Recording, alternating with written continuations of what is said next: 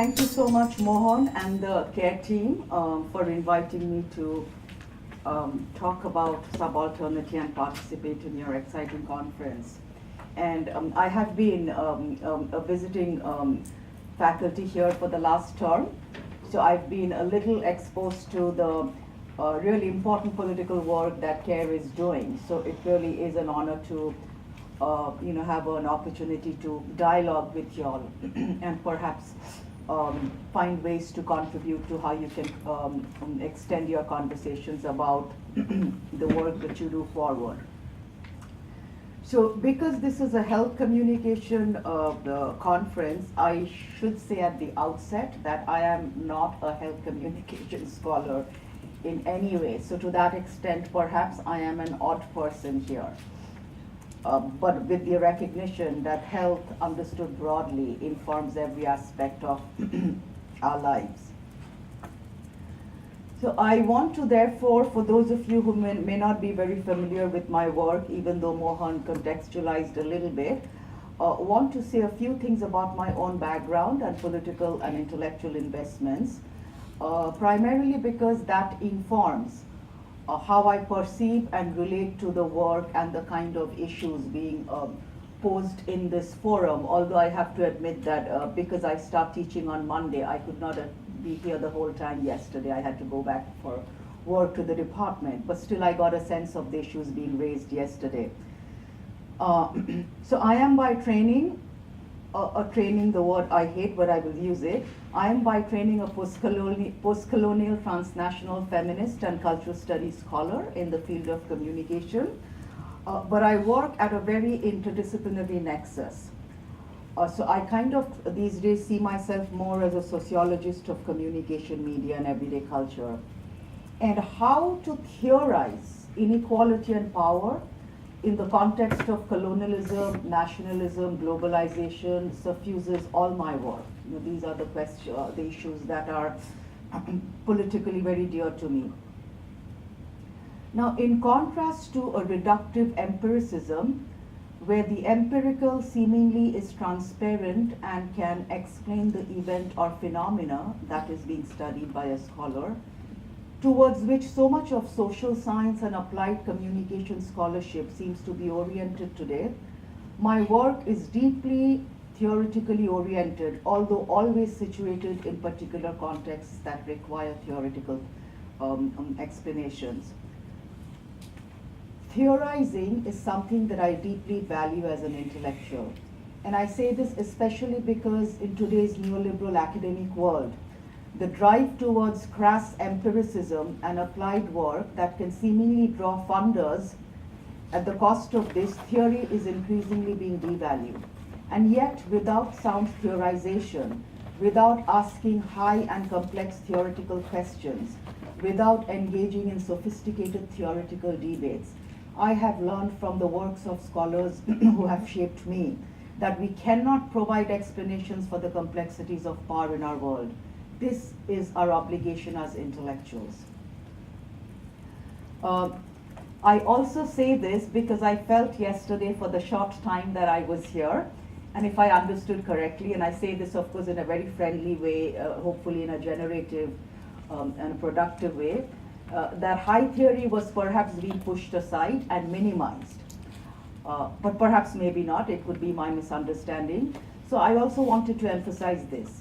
So as I have argued in a recent forum on theorizing that was held a couple of years back in the Western Journal of Communication, about the importance of theory and why we have less strong theory today than we used to have earlier. As I have argued in that issue, theory is about the imagination of better worlds, unthought worlds, worlds of possibilities and impossibilities. But of course, I reject theory for theory's sake. I reject theory as a fetish. With Stuart Hall, some of you would know Stuart Hall's work, British cultural studies scholar. I have, with him and inspired by him, I have always believed that theory, solid sophisticated theorizing, is a detour and should be a detour towards something more important. and that something more important to me is always a political project. One of the reasons I kind of wanted to spend a couple of minutes talking about the importance of theory, including high theory, is that, as I will talk shortly, is that the Subaltern Studies project generated some extremely important theoretical questions whose answers that they might have attempted may not have been perfect. There are no perfect answers in social sciences, but the questions that they generated still resonate with us and I think challenge us as intellectuals. So my charge here is to speak about subaltern studies, and I'm going to talk more about the South Asian subaltern studies, even though there is Latin American subaltern studies, which was formalized in 1993 roughly and was influenced by the South Asian project. And I'm talking more of the South Asian Subaltern Studies project because my sense is that this context in this forum probably lends itself more to that, the musings of that group. Now the Subaltern Studies group has provided, as I said, some of the most sophisticated theoretical questions related to issues of power, oppression, how to speak for the other, etc., over the last 35 years. And more important for me, the theoretical contribution that the Subaltern Studies group made to me is one issue, that is, how do we know what we know? How do we know what we know? And the problem of historiography, not history in with a capital H, but the problem of recording or writing the history of what Deleuze might call minor lives, broadly the politics of knowledge production itself. Now, I am not an expert on subaltern studies. In fact, even to sit at this table and talk about subaltern studies is a little overwhelming for me, just because it's such a complex and sophisticated project. But I am quite familiar with the imperatives and the impulses of the project. So I do not speak from a position of expertise, but I speak from a position of familiarity. Please keep that in mind.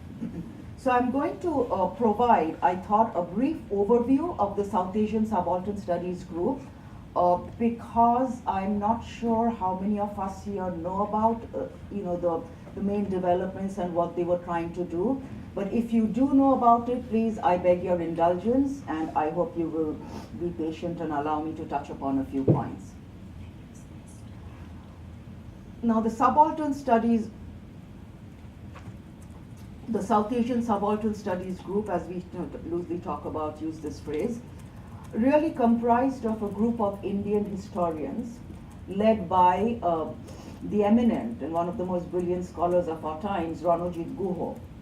And there were others like Gautam Bhadro, Said Amin, Dipesh Chakraborty, Gyan Pandey, and so many others. I don't want to do a laundry list here, who were Marxist, of course, in their leanings and in their engagement with history.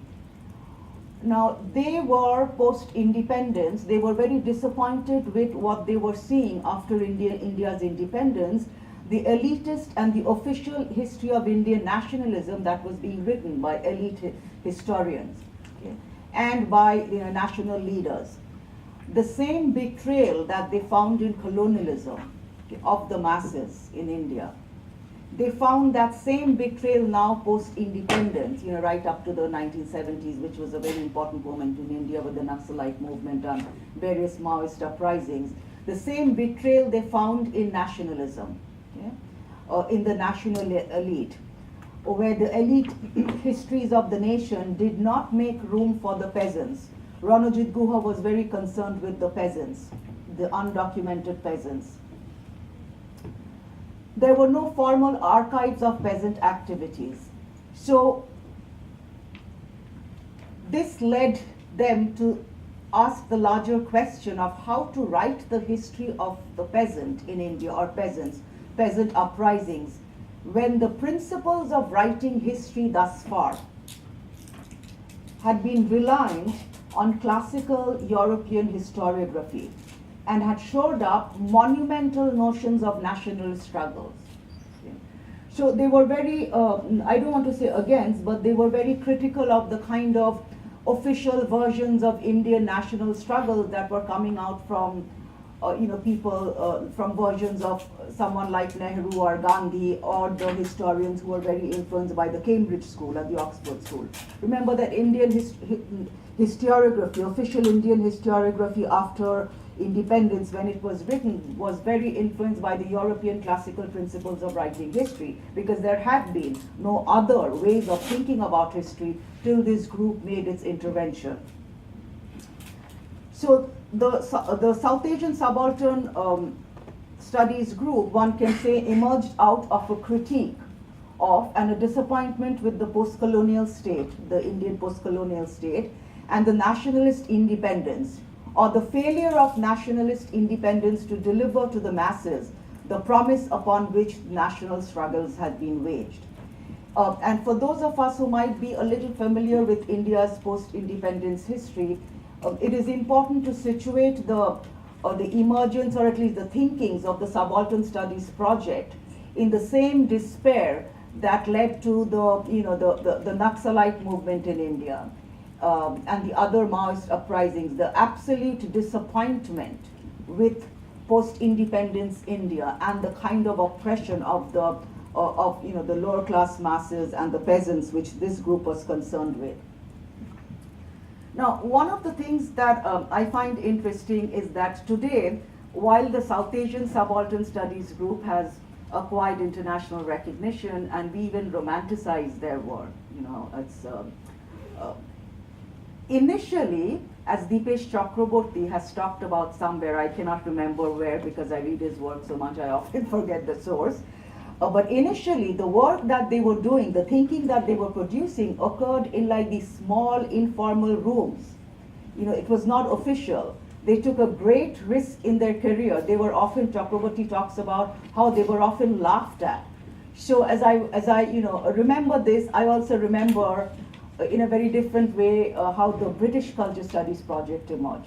So it was very unofficial. They were like, as they said, they were making it along, as they were moving, because there were no official archives. There were no official documents about the peasants. So how do you put together, quote unquote, the historical evidence, right? So that got into larger issues of what counts as evidence, etc., etc.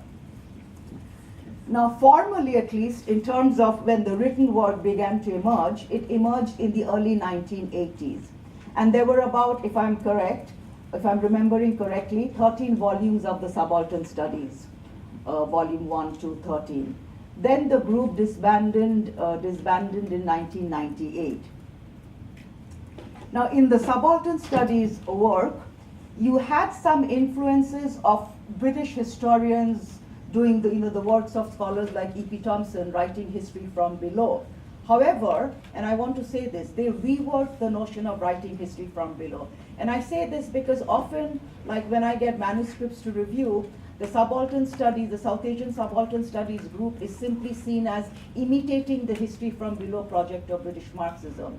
They were influenced by that, but the logic of capital in the UK and in Europe was very different, as Dipesh Chakraborty's work has pointed out, than the logic of capital in colonial modernity in India. So to say that they were merely replicating the history from below project of British Marxism is, I think, doing disservice to what they were trying to do.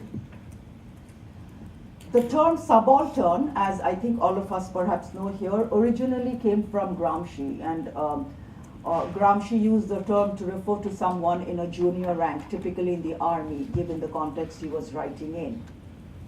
But it was expanded when the group used the term subaltern, and then with Spivak, who I will talk about later, it kind of got another electrification, got charged up again.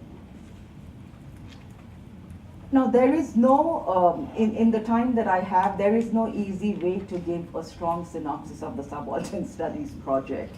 And so what I have done is really kind of like, the Subaltern Studies 101 that I going to with introductory undergrads, but perhaps not even that.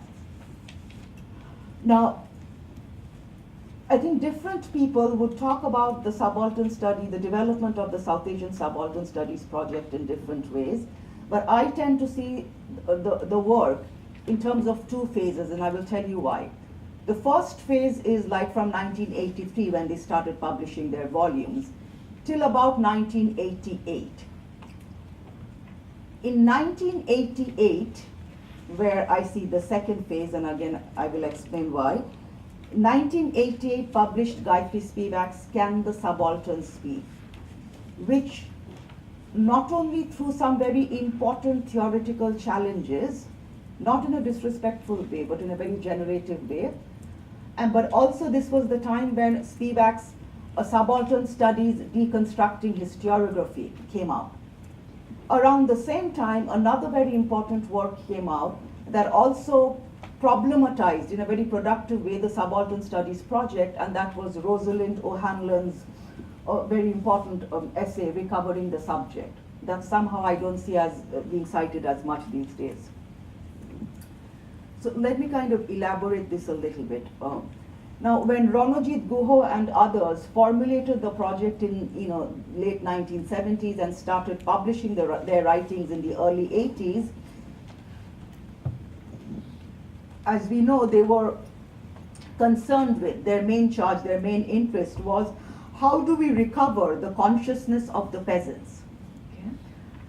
What's the evidence? What's the documentation? Where are the records? But how do we recover the consciousness of the peasants that they would call subaltern? Guha's quest was for a history in which the subaltern was going to be the maker of his or her own destiny.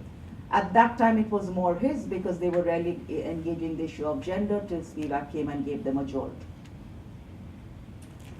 So Guha's quest for history in which the subaltern was the maker of his own destiny, as Chakraborty interpreting Guha says, brought our attention very significantly in the field of history certainly, but also more broadly in terms of how do we produce knowledge about the oppressed, brought our attention to the relation between text and power, or I want to say text, power, and the intellectual.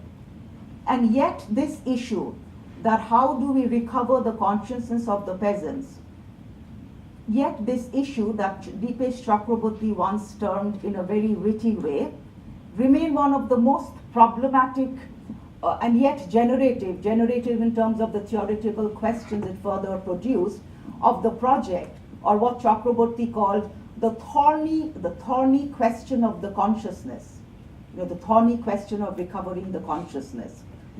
That resulted in a lot of internal debates within the group, and then Gayatri Spivak, who was never, it's important to remember that, was never a formal part of the group. She was invited to contribute, but she's never formally seen herself as a subalternist, even though her much later work talks about subalternity much more than her earlier work. So this thorny question of consciousness, or recovering the voice of the subaltern, I think is very central for communication studies, thinking about these issues. So I said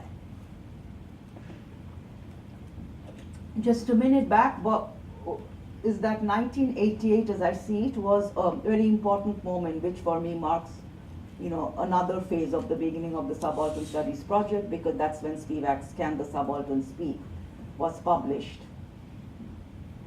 Now, I am assuming that most of us know Spivak's work, but at the same time, perhaps some of us might not. So again, if you will indulge me, let me just make a few points about her. Gayatri Chakraborty Spivak is a university professor at Columbia University. She is a post-colonial feminist, Marxist, social and cultural theorist. And in my view, she is one of the most notable intellectuals of the 20th and 21st century. And I know of very few scholars whose work can simultaneously hold together so many scales of analysis, the global, the national, the local, the gendered subject. So many things together come into her work, geopolitics. Now, Spivak's accolades and awards are limitless, and most recently she was awarded the Kyoto Prize in Japan, which is kind of said to be the Nobel Prize in the humanities, because there is no Nobel Prize in the humanities. And most recently, a couple of years back, she was awarded the Padma Bhushan, which is the third civilian award in India. So one can say so much about Spivak, again, for which one might need more than a seminar. So I'm going to talk about, very briefly again, what Spivak brought to the Subaltern Studies project and the kind of theoretical questions, as I keep saying, that her interventions generated. Spivak introduced the issue of representation and ideology into the Subaltern Studies project, thus interrupting it in very important ways. That is, she challenged the notion of the transparency of the peasant and the peasant consciousness, as though I can access the peasant, this was a critique of Guha, and I can recover the peasant consciousness, and as though the line between me and the intellectual is free of ideology, and that there is a transparent relationship. So the problem of representation and the problem of ideology is what Spivak, is a challenge that Spivak threw at the Subaltern Studies project, in the very same essay that she simultaneously brilliantly was also critiquing Michel Foucault and Deleuze for their transparent desire to seemingly be able to speak with or for the oppressed.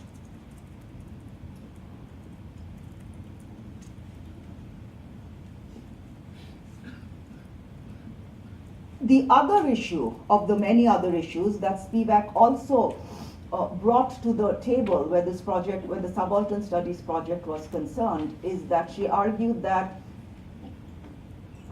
somehow there is in their project a very romantic notion that if the oppressed fully know of their oppression, that is, the oppressed can fully know of their oppression, they can always make arguments, I'm saying it very simply, they can always make arguments about their own self-interest, i.e. the oppressed can fully know about the conditions of their oppression, which again erases the question of ideology. I mean, history oftentimes shows, and we know that, the oppressed often may not work in their own self-interest. So that very romantic notion, or one of the romantic threads of the project, is something that Spivak also kind of challenged but nuanced the project. So at one level, some of the contributions that Spivak, or expansions, might be a better word, that Spivak made to the Subaltern Studies project relates to larger questions, which I think might also be relevant for the CARE work, the CARE research team, related to subalternity, or broadly oppression, representation, knowledge production, and the positionality of the intellectual. And that if I can seemingly, and I put the word seemingly within quotes, give quote unquote power to the oppressed, are the oppressed always able to know the full extent of their oppression? Because the issue of ideology is very much there. So what are some of the theoretical implications, if you will, that emerge from this? One is to recognize that the intellectual is not transparent. The intellectual is not outside of ideology, as though the subaltern can be directly accessed in purest ways. And as though if we could make the subaltern speak, the subaltern would be able to be cognizant of the full extent of her or his oppression. And the intellectual's own position remains veiled then. Second, and this second point has been brilliantly and beautifully elaborated in Rosalind O'Hanlon's 1988 or 89 essay, Recovering the Subject, is the danger of essentializing and romanticizing the consciousness of the oppressed. And the third issue is the issue of representation. That as scholars, as intellectuals, trying to engage in issues of oppression, we are ultimately always caught by the limits of representation, the limits of language itself. Now, to say that, Spivak would say, is not to throw up our hands in despair, but to recognize the limits of representation. No scholarship, in my view, no scholarship can ever escape the limits of representation and hence the paradox of knowledge production itself. We work with that, we work through that, but without falling into some kind of a romanticized trap that seemingly tells us that the lines between us and the oppressed are free of any ideology.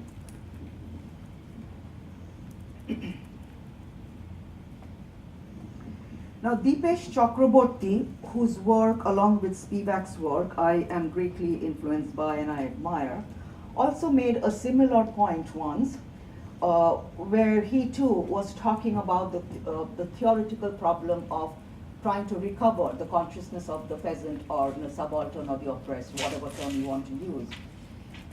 And that is, Chakraborty says that there is no guarantee that the same behavior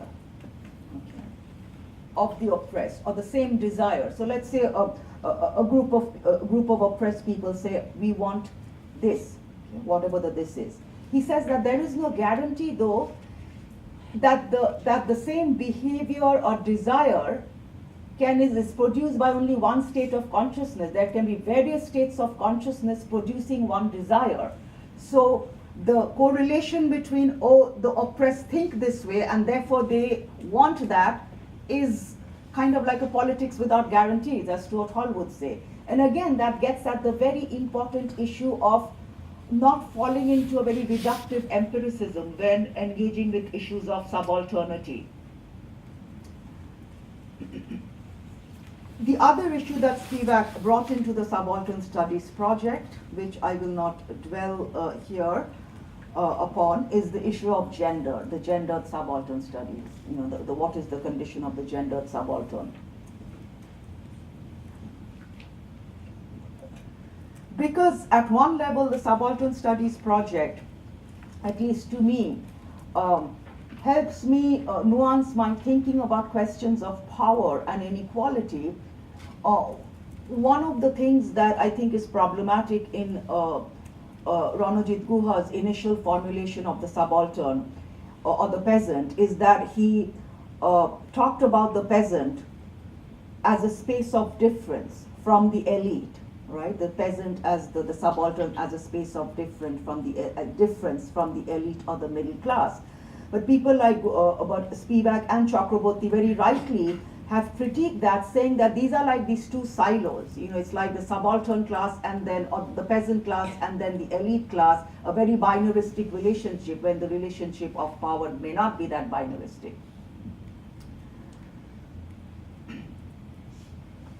Now, I have often seen in works that, in my view, very superficially engage the term subalternity, often actually talking about marginality, but using the term subalternity, and subalternity and marginality are absolutely not the same. Subalternity for Spivak is a position without identity. The moment you have identity, the moment you are able to say I, you're already engaging in a relationship between the self and yourself and the world. There is then recognition already. So you cannot say I. So subalternity is a position without identity. The goal, of course, is to move the position into identity and therefore into hegemony. As Spivak says, no one can say I am a subaltern because you're cut off from lines of access to power.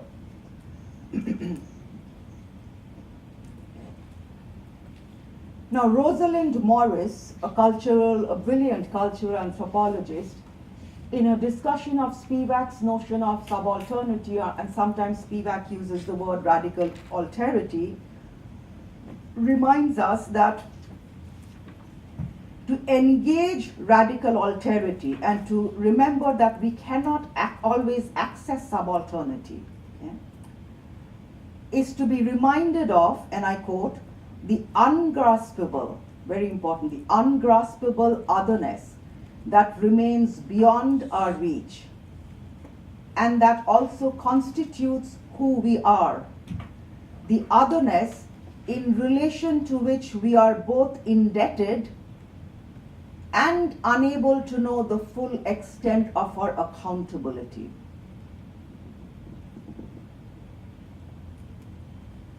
Extreme marginality is not subalternity. I get papers passing my desk where people will use the word marginality, subalternity when they're talking about marginality.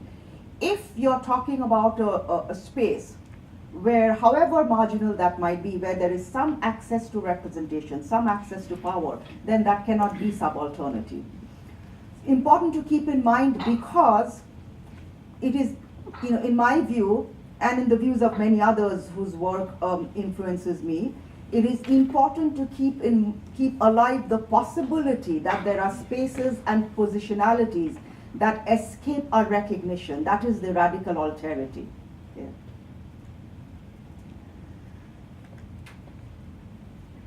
Now, another issue, very familiar one for many of us perhaps, that gets raised when we talk about the Subaltern Studies project, especially Spivak's intervention, is, can the subaltern speak? Literally, can the subaltern speak? And I think this question gets bandied around oftentimes in places by people who have rarely read Spivak or have any significant familiarity with the project. But this question, can the subaltern speak, seemingly has transcended the essay itself and makes its own circuits in intellectual circles.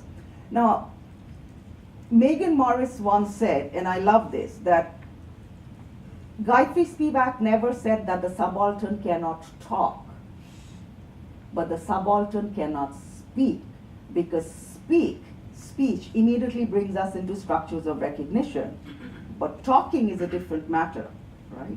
And many of us who are communication scholars, we know that, in graduate school, we all have to do introduction to speech communication, so we had to understand what speech was, what rhetoric was. So Spivak is not saying the subaltern cannot talk, but the subaltern cannot speak. Okay? Very important distinction that I wish more people like Megan Morris showed up.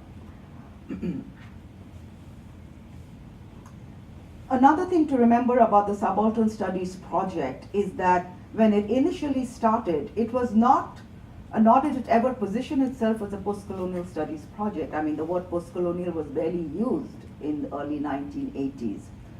But after Spivak and in the 1990s, now it gets recuperated under the umbrella of post-colonial studies, but many Subaltern Studies project scholars may not even want to use the term post-colonial studies. But of course, now it's influenced on post-colonial studies and the kind of questions that it has raised about the betrayal of nationalism, the betrayal of colonialism of the masses, representation, knowledge production, so on and so forth, have been central now to even how we can conceive of the project of post-colonial studies. So what are some other theoretical issues that we might say the Subaltern Studies project brings about or throws up? And I know I've said this, but I do want to say this again: the limits of language and representation. No intellectual project can escape representation. Second, the always already, and I'm using the word always already drawing from Derrida, always already betrayal of our frameworks. Our frameworks will betray at one point the oppressed.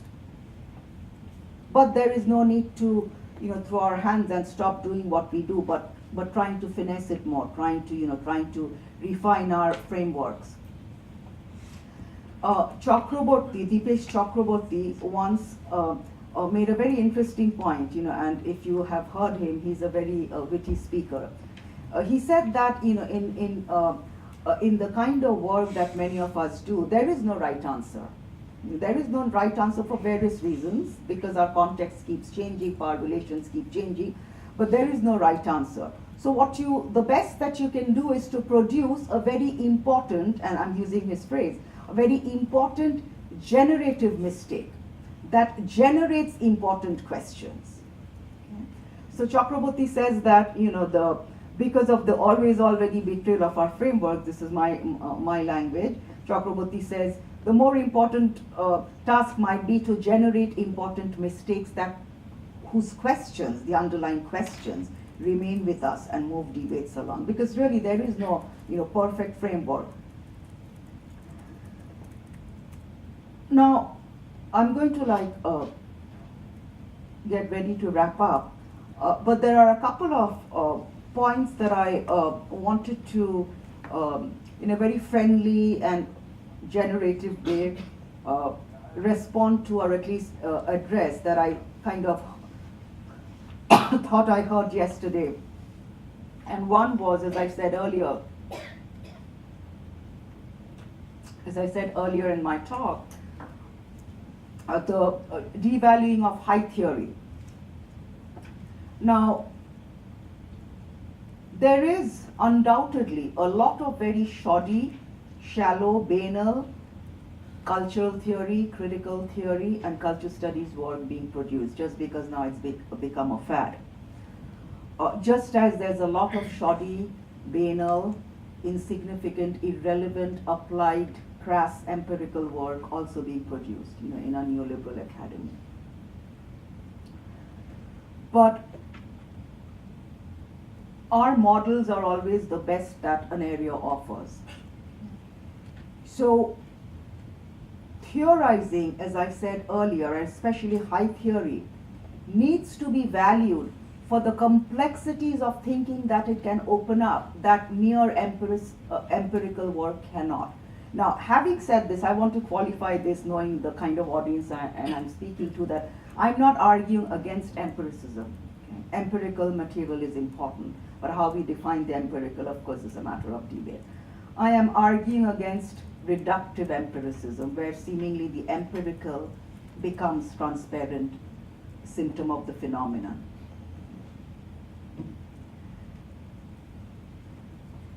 So high cultural theory is very important, but not theory as a fetish.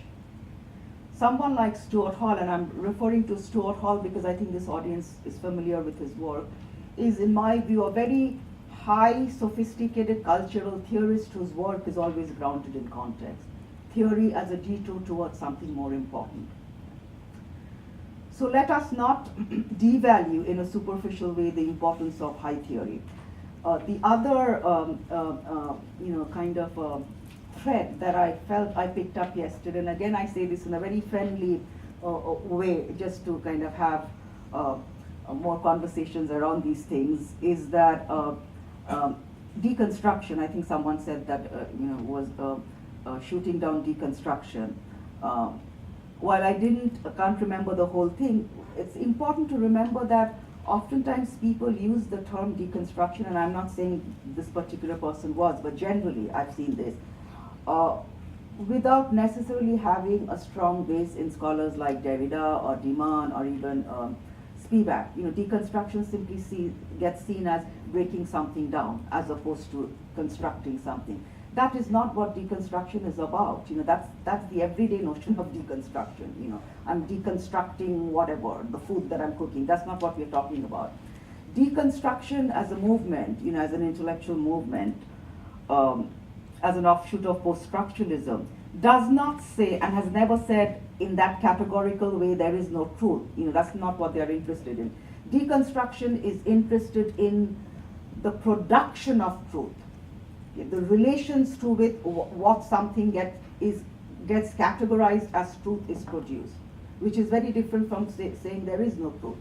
Okay? Of course, there is no truth in that capital T ways, but there are small truths without which we cannot function in life. And deconstruction looks at the logics through which truth, quote unquote, gets produced, how that moves. So to be a really strong deconstructionist, I think it's very important to really read some of these scholars well. Yeah, the other point that I want to make, and this is more, and Mohan is my dear friend, so I feel free to, and we've had discussions, so I feel free to bring this up, although I'm not sure Mohan was necessarily saying this. But the issue of affect, like you were saying that theories of affect are kind of free-floating, they don't go anywhere. Yes, there's a lot of shoddy work being done on affect. Everybody wants to talk about affect, where oftentimes it is not grounded at all. But to me, the work being done, the best work being done under the rubric of affect is very important to me for the kinds of work and the questions we are interested in, because often the affective states of the oppressed are mobilized by the state, okay, or by dominant powers, again in their self-interest. Okay, or the kinds of affects that get generated in them might produce particular actions, okay, which may or may not be desirable. So to understand the affective states of the oppressed, I think is very important as a way to understand, quote unquote, their conditions of oppression. So I just want to end on this, knowing that there is so much more that can be said, and I'm afraid that I might have taken far too much time than I had anticipated, perhaps leaving Amber with very little time, for which I apologize. Thank you very, very much. Thank you very much.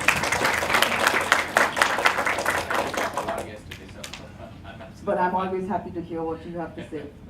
I was thinking about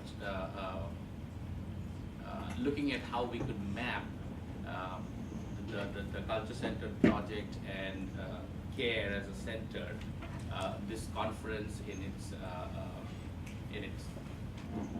So I was hoping that we could map the ideals of this project, of this seminar, which is we're talking about communication for social change, intersections of theory and praxis, into what Dr. Shom talked about in terms of subaltern studies, the project of the subaltern studies.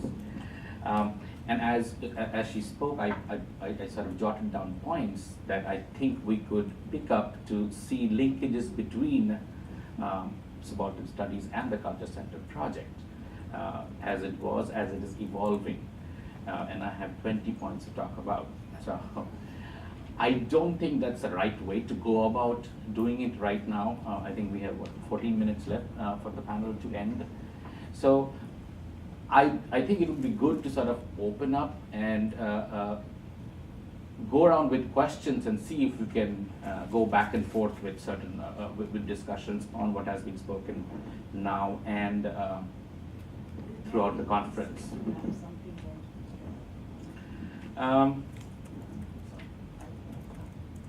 Okay, fine, I'll do that. I'll do that very, very quickly then.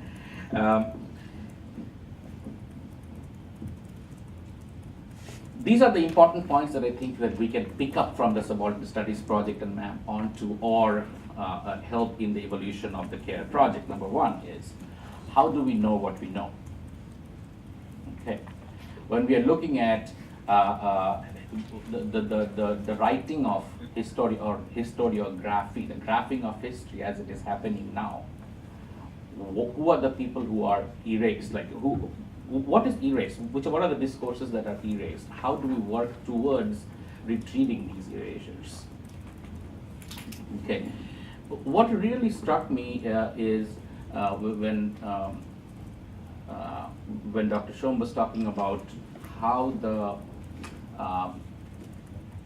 Subaltern Studies project came about, and how I think that the theorizing the CCA was coming through in around 2005, 2008, is the idea of despair, disappointment.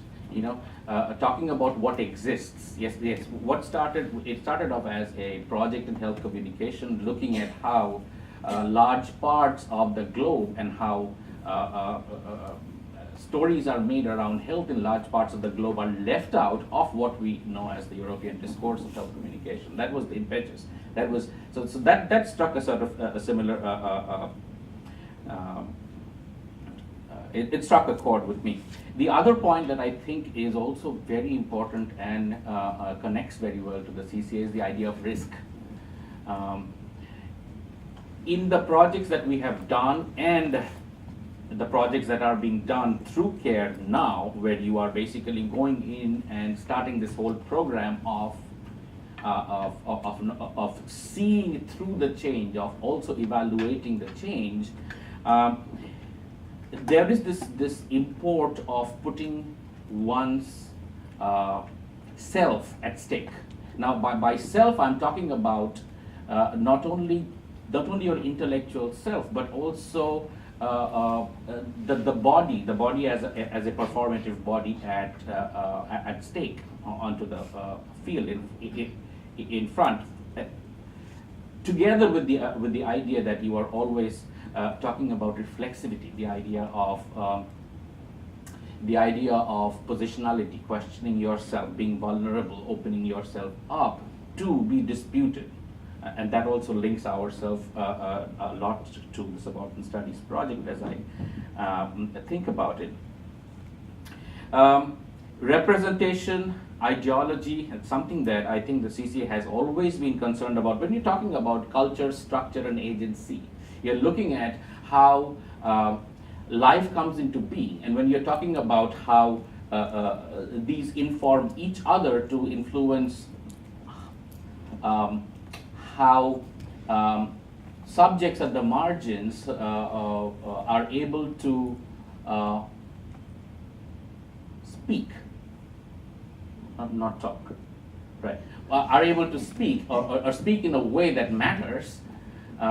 You are basically looking at retrieval of those voices and the interlocutor in between. So ideas of representation, ideas of ideology cannot be taken away. So the next move then, and I think this is important for the culture-centered approach, is what is the move that can happen here for us to take this to the level where we are able to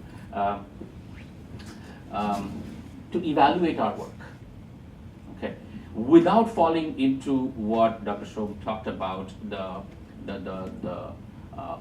potholes of reductive empiricisms. How do we do that? And that has to be done at some point. It is very, very important for us to theorize. It is also very important for us to see that this theorization translates to changes on the ground, or at least that is the way I look at the work that I want to do. So that becomes very important for me. So my question there was then, what then is the method of working with the subaltern? Okay. I come from a social scientific paradigm in communication, and I have imbibed cultural studies, different aspects of critical studies into my work, but my schooling still remains there. So that is a very important impetus for me. How do I work with? Okay. In spite of who I am, because of who I am. So all of that comes together. And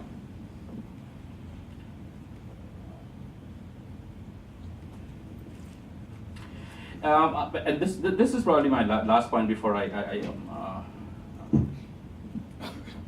we have questions around is, when we talk about the arrival of the subaltern, right, what happens then?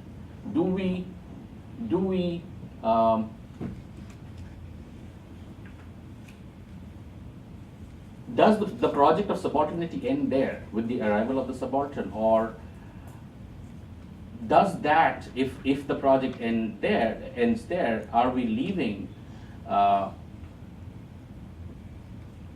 the non-subaltern community as a, well, if I can say it that way, as a homogeneous space, which is not, right? My arrival to, or if I were in that state, my arrival into hegemony would probably be different from a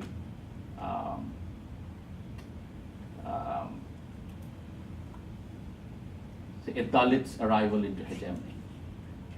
Okay, and then what are the spaces that are being provided in this quote-unquote, post-subaltern milieu?